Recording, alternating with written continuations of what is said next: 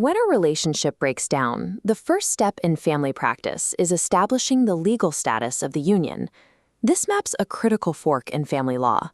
A valid marriage provides statutory relief under the Matrimonial Causes Act 1973, granting courts authority to divide assets, order maintenance, and mandate pension sharing.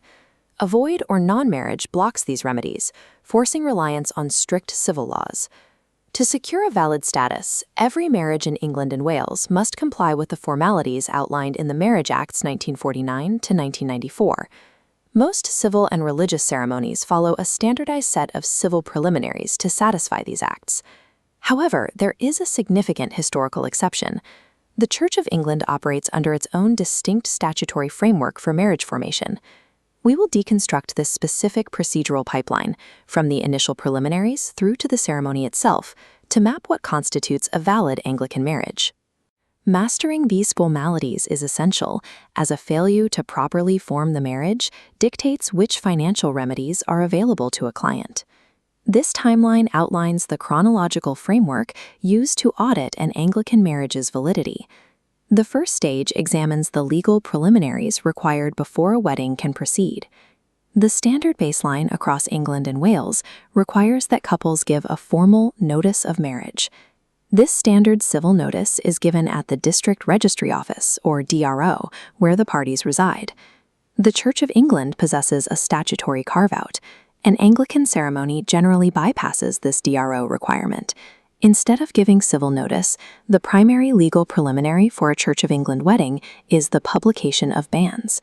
Banns are a public announcement made across multiple weeks in the parish church where the wedding is scheduled, declaring the intention to marry.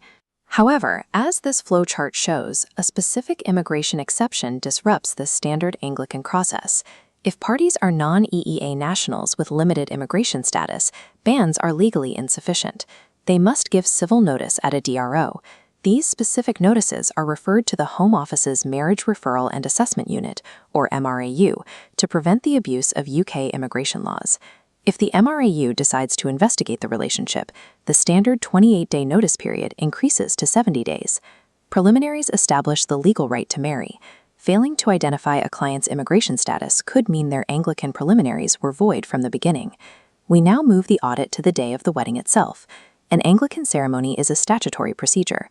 4 parameters must be met during the event to achieve validity. Here is how those requirements are executed in practice. First, the marriage must be celebrated by an ordained priest of the Church of England. Second, the ceremony must be conducted in the presence of at least 2 witnesses. Third, the priest is required to follow the authorized form of service set by the Church. Fourth, under current English law, an Anglican marriage must be between an opposite-sex couple. The legal mechanism enforcing this restriction is found in the Marriage Same-Sex Couples Act 2013.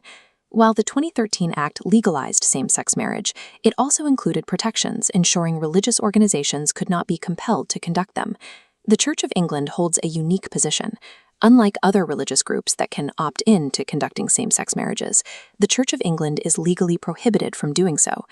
Auditing these ceremony parameters confirms whether the physical event met the strict definition of a valid Anglican union.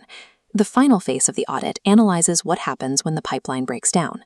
This checklist outlines Section 25 of the Marriage Act 1949, which lists the defects that can invalidate an Anglican marriage. These include failing to properly carry out necessary preliminaries, such as missing banns, or celebrating the marriage in a church other than where banns were published. The list also covers marrying after a formal parental objection, after a notice has expired, or using a celebrant who is not an authorized minister. However, there is a vital legal caveat that defines Anglican nullity law. The existence of these procedural errors does not automatically render the marriage void. The statute applies a knowingly and willfully threshold. For the marriage to be voided under Section 25, both parties must be aware of the procedural defect and intentionally proceed with the ceremony anyway. If only one party knew about the flaw, or if it was an innocent administrative error made by the Church, the marriage remains legally valid. This threshold exists to protect couples from accidental mistakes. The penalty of a void marriage is reserved for the intentional, mutual disregard of the statute. Reviewing the complete chronological pipeline shows the path to a recognized Anglican marriage. It requires navigating distinct religious preliminaries, adhering to solemnization rules, and surviving the Section 25 defect test. Applying this timeline allows a family lawyer to accurately audit a client's marital status. Confirming the status is the only way to guarantee a client's right to pursue financial and property orders. Discovering a fatal defect, like a mutual knowing violation of formalities or a ceremony that does not qualify, restricts the client to alternative legal frameworks with far fewer automatic protections. Mastering the statutory mechanics of marriage formation is the prerequisite for securing or defending against financial claims upon separation.